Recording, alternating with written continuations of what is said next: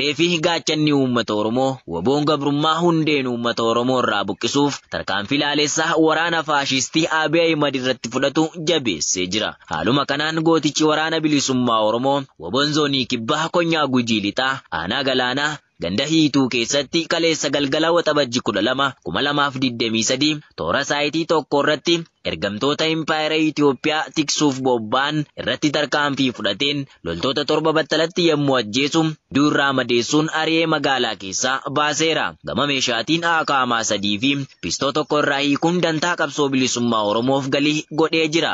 Tarkaanfii woboon fudhatu jabaatee itti fufaa. Horaa bulaa deebanaa injifannoon uummata Oromoof. Ajajaan olaanaan Abaa Woboo Jaalmarroo Dirribaa qondaalota waraanaa zoonii lixaa jiraniif ga'umsa waraanatiif qabiinsa hawaasaa irratti leenjii guyyoota 4 bakka tokko kennan. Jaalaqaafan Fayyeeraa waan qindeeffatu qaba. Hanga mootummootni cunqursoon teknooloojii addunyaan irra geessetti fayyadamuun aangoo isaanii jabeeffachuuf hojjetan riphee lolaaf haalli fooyyee hedduun hin argamne jechuun barnoota eegalan. Kanaaf ammoo jedhan akka jaarmiyaa bilisummaaf qabsaa'utti haala addunyaan gama hundaan irra geesse ilaallee yaadarrimmee waraana riphee lolaa kan Che Guevara, Ho Chi Minh fi Mo'eezaa Dongoofaatti haala qabatamaa naannoo keenyaa fi murna ittiin wallaansoo wal qabaa jirru ilaallee tooftaalee dhaabbataa fi jijjiiramaa itti daballee hojjechaa jirra jedhan.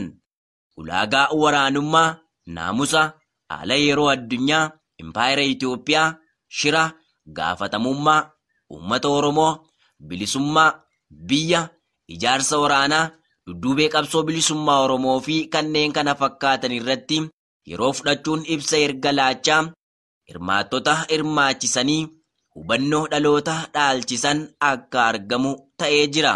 Leenjii kanarratti hojiiwwan gootichi waraana bilisummaa Oromoo waggoottan 5 kana keessatti raawwate keessaayyuu gamaan qinaa kaasuun barnooticha keessatti akka of ilaalan taasisuun fuula dura gocha kana irraa akka of eeganii fi carraa sanaanis of qeequun taasifamee tureera.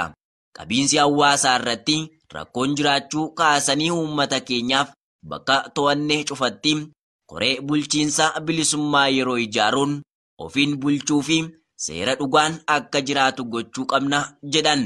Leenjiin kun waxabajjii 5 hanga 8 2023 guyyoota 4f kennamaa kan ture yoo ta'u qondaaltota waraanaa zooniilee adda addaa fi haalli aanjee akka kennamu barameera. Leenjifamtoonni kanneen qondaalummaan hojii qabsoo hidhannoo zoonichaa keessatti hojjechaa jiran leenjii argatanitti gammaduun hanqina hojii keessatti uumneerraa barannee waraana sirrii yookiin qabsaa bilisummaa sirrii ta'uun gaafatama qabnu sirnaan baane kaayyoo galmaan ni geenya jechuun yaada isaanii ibsaniiru. Godina Arsii aanaa Minyaa keessatti dargaggoota hedduu murtii tokko malee yeroo dheeraa fidhuuf jiraattota doorsisuun jabaat jaal murteessa bantii bal'inni isaa qaba. Ilmaan Oromoo kolonii impaayera Itoophiyaa jalatti ajjeefamuu, hidhamuu, ukkaanfamuu, achi buutee dhabamuu fi mirga lubbuun jiraachuu ergaa dhabee bubbuleera. Keessattuu erga faashistii Abiy Ahimad gara aangootti dhufe waggoottan 5 kana keessatti ilmaan Oromoo 100,000 hidhuun 10,000 ammoo ajjeesuu fi qe'ee fi qabeenya irraa buqqisee godaansisuun rakkoo ulfaataa keessatti kuffisuu irratti argama. Haaluma kanaan godina Arsii aanaa Minyaa ganda Rooqaa gammoojjii irraa dargaggoota hedduu kanaan dura yakka tokko malee hidhamanii jiran mirgi namummaa isaanii kabajamuu dhabuun baatii dheeraaf mana hidhaatti dararamaa jiru. Dargaggoota kana keessaa kan maqaa arganne Arabuu Hassan Abbuu Jamaalaa, Hajii Taamuu fi Saayid Awwaloo jedhaman dabalate hidhamtoonni hedduun baatii dheeraaf hidhamuun halkanii fi guyyaa mana hidhaa keessaa gadi baasuun reebuun gochoota xiinsammuu isaanii miidhuu irratti raawwachuu fi miidhaa qaamaa irraan gahaa jiraachuu himu. Sababa kanaan dargaggoonni kun dhukkubsachuun yaala illee dhabanii haalli fayyummaa isaanii yaaddeessaa ta'uu namoonni itti siqeenyaan hordofaa jiran dubbatan. Kana malees aanaa Minyaa kana keessatti waraanni faashistii Abiy Ahimad qonnaan bultoota ooyiruu qonnaa isaanii keessatti adamsuu fi shororkeessaa kan jiru yoo ta'u qonnaan bultoonni aanichaa hojii qonnaa isaanii seeraan akka hin gaggeeffanne gochaa jiraachuu jiraattonni arraata biyyoolessa Oromiyaatti himan. Hidhaaf doorsisi godin Bashaggar aanaa Liiban Cuqqaalaa keessatti ilmaan Oromoo irraa geggeeffamuu jabaatee itti fufee jira. Bal'inni isaatiif jaal Awwee Mohaamud. Guutuu Oromiyaa keessatti miidhaan kallattii garaagaraatiin waraana sirnichaan ilmaan Oromoo irratti geggeeffamu jabaatee itti fufuun Impaayirri Itoophiyaa diinummaa ilmaan Oromootiif qabu ifatti mul'isuun ilmaan Oromoo hidhuu, doorsisuu, qeerraa buqqisuu fi gochoota gara jabeenyaa hedduu raawwachaa jira. Baashaggar aanaa Liiban Cuqqaalaa keessatti irra deddeebiin milishoonni sirnichaa fi waraanni Koloneel Abiyyi Ahimad magaalaa Adulaalaa keessatti dargaggootaa fi jiraattota adamsee hidhaa kan jiru yoo ta'u, milishaan maqaan isaa Taayyee Taaffasaa jedhamu waraana fudhatee manneen uummataa irra deemuun namoota nagaa mana hidhaatti guuraa jiru. Haaluma kanaan guyyaa kaleessaa waxabajjii 12/2023 dargaggoota maqaan isaanii Daadhoo Lubee, Dassaaluu Darsee fi Tufaa Bulaa jedhaman dabalatee namoota nagaa hedduu hidhanii dararaa jiraachuu maddeen himan.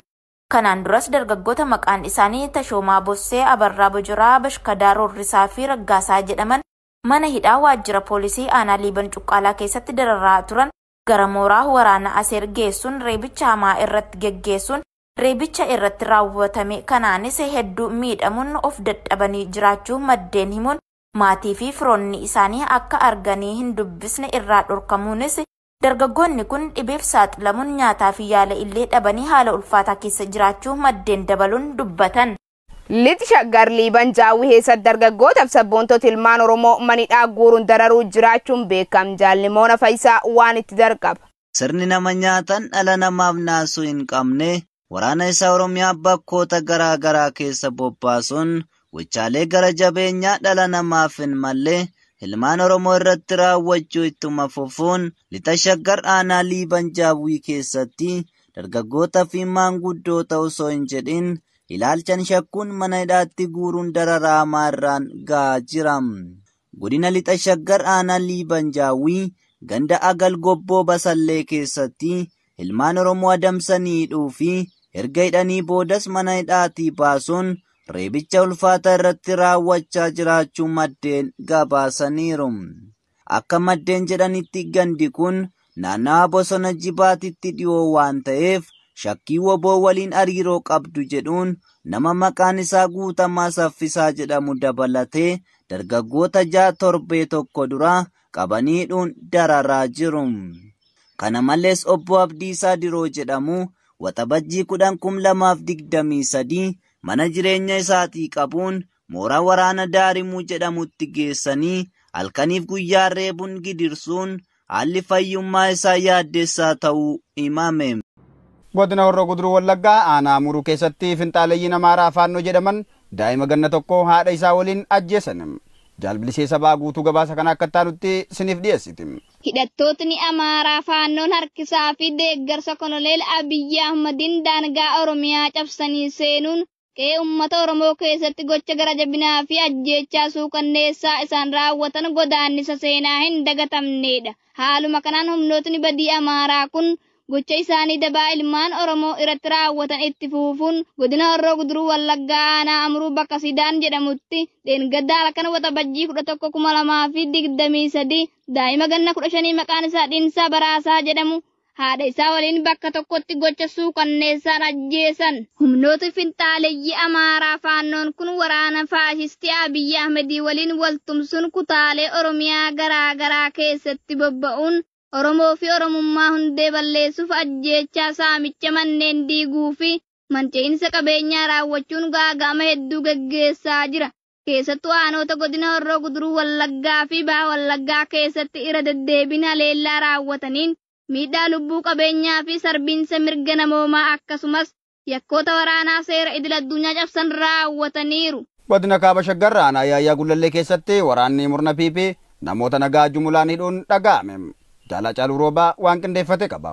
Morni dhala namaaf naasuu hin qabne ilmaan Oromoo irratti gochoota gara jabeenyaa raawwachuu erga eegalee kan bubbulee yoo ta'u, ilmaan Oromoo eenyummaa isaanii qofaaf sirna kolonii Impaayera Itoophiyaa keessatti dararaa ulfaataa keessummeessaa jiru.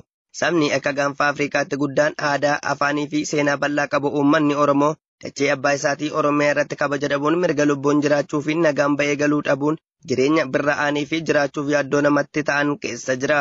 Badii waraanni PP godina Kaaba Shaggar aanaa Yaayyaa Gullallee ganda Alii Dheeraa keessatti raawwataniin miseensota maatii garaagaraa mana tokko keessaa abbaa fi haadha hidhuun daa'imni abbaa fi haadha isaanii dhabuun akkasumas loon tiksee dhabdee bakkeetti faca'anii bineensaan nyaatamuu jiraattonni dubbatu. Haaluma kanaan waxabajjii 7/2023 namoota maqaan isaanii Girmaa Kidaanee, Tasfaayee Addunyaa, Ibsaataa Akkalaa, Baay'isaa Guutaa, Adaanaa Tasfaayee, Addisuu Abbii, Biraanuu Lammaa, Abbabaa Damisee, Sukkaaree Addunyaa, Mangistuu Lammaa, Shifarraa Tolchaa, Tasfaayee Taaddasaa, Amaasaa Takuu, Faanos Haayiluu, Faanos Nugusee fi Alamuu Gursaa namootni jedhaman waraana murna bilisiginnaan qabamanii hidhamuun daa'imni namoota hidhamanii fi loon isaanii bifa nama gaddisiisuun bakkeetti hafanii bineensaan nyaatamuu fi manni duwwaatti hafii qe'ee fi qabeenyi isaanii manca'ee jiraachuu jiraattonni dhimma kana irratti arraatni biyyoolessa Oromiyaa dubbise miira gaddaan guutamuun himan.